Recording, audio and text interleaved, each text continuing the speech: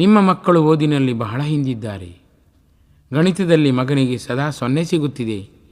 ಮಗಳಿಗೆ ಇಂಗ್ಲೀಷ್ನಲ್ಲಿ ಸದಾ 5ಕ್ಕಿಂತ ಜಾಸ್ತಿ ಮಾರ್ಕು ಸಿಗುವುದೇ ಇಲ್ಲ ಎಂದಾದಾಗ ಅವರಿಬ್ಬರಿಗೆ ಬೆಳಗ್ಗೆ ಎದ್ದೊಡನೆ ಹಾಗೂ ರಾತ್ರಿ ಮಲಗುವ ಮೊದಲು ಪೂರ್ಣ ಆತ್ಮವಿಶ್ವಾಸದೊಂದಿಗೆ ನಾನು ದಿನೇ ದಿನೇ ಎಲ್ಲ ವಿಧದಲ್ಲೂ ಉತ್ತಮಗೊಳ್ಳುತ್ತಿದ್ದೇನೆ.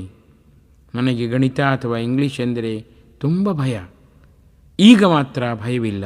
ಅತಿ ಪ್ರೀತಿಯಿಂದ ನಾನು ಎಲ್ಲ ವಿಚಾರಗಳನ್ನು ಚೆನ್ನಾಗಿ ಮನದಟ್ಟು ಮಾಡಿಕೊಂಡು ಅಭ್ಯಸಿಸುತ್ತಿದ್ದೇನೆ.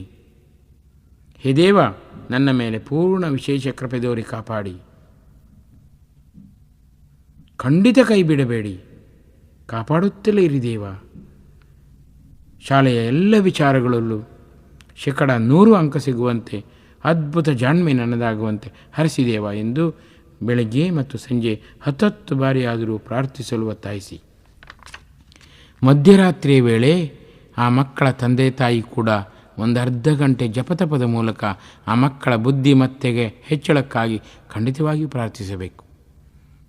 ಶ್ರೀರಾಮರಕ್ಷಾ ಸ್ತೋತ್ರ ಪಠಣ ಮಾಡುವ ಮೊದಲು, ಇಷ್ಟ ಜಪ ಮಾಡುವ ಮೊದಲು ರಕ್ಷಕರಿಬ್ಬರೂ ಈ ರೀತಿ ಪ್ರಾರ್ಥಿಸಬೇಕು. ನಮ್ಮ ಈ ಸಾಧನೆಯ ಫಲ ನಮ್ಮ ಮಕ್ಕಳ ವಿದ್ಯಾಭ್ಯಾಸದ ಉನ್ನತಿಗೆ ತಲುಪುವಂತಾಗಲಿ. ನಮ್ಮ ಕರ್ಮದ ಇಕ್ಕಳಾಗಿಯೇ ನಮ್ಮ ಮಕ್ಕಳು ಬಂದಿದ್ದಾರೆ. ಕರ್ಮ ಸಾಮ್ರಾಜ್ಯದ ಯಾವ ಗುಟ್ಟು ಕೂಡ ನಮಗೆ ಗೊತ್ತಿಲ್ಲ ದೇವ. ನಮ್ಮ ಈ ಕರ್ಮ ರಹಸ್ಯವನ್ನು ನೀನೇ ಬಯಲು ಮಾಡಬೇಕು. ನಮ್ಮ ಮಕ್ಕಳು ಅದ್ಭುತ ಯಶಸ್ಸಿನೊಂದಿಗೆ ವಿದ್ಯಾಭ್ಯಾಸ ಮಾಡುವಂತೆ ಹರಸುದೇವ ಎಂದು ತಮ್ಮ ಸಾಧನೆಯ ಮೊದಲು ಮತ್ತು ನಂತರವೂ ಕೂಡ ಬೇಡಿಬಾಡಿ ಈ ಸಾಧನೆಯ ಫಲ ನಮ್ಮ ಮಕ್ಕಳ ವಿದ್ಯಾಭ್ಯಾಸದ ಉನ್ನತಿಗೆ ತಲುಪುವಂತೆ ವ್ಯವಸ್ಥೆ ಮಾಡುದೇವ ಎಂದು ರಕ್ಷಕರಿಬ್ಬರೂ ಬೇಡುವಂತಾಗಬೇಕು. ಆಗ ಕೇವಲ 33 ದಿನಗಳಲ್ಲಿಯೇ ಮಕ್ಕಳಲ್ಲಿ ಅದ್ಭುತ ಪ್ರಗತಿ ಕಂಡು ಖಂಡಿತವಾಗಿಯೂ ರಕ್ಷಕರು ನಲಿಯುವಂತಾಗುತ್ತದೆ.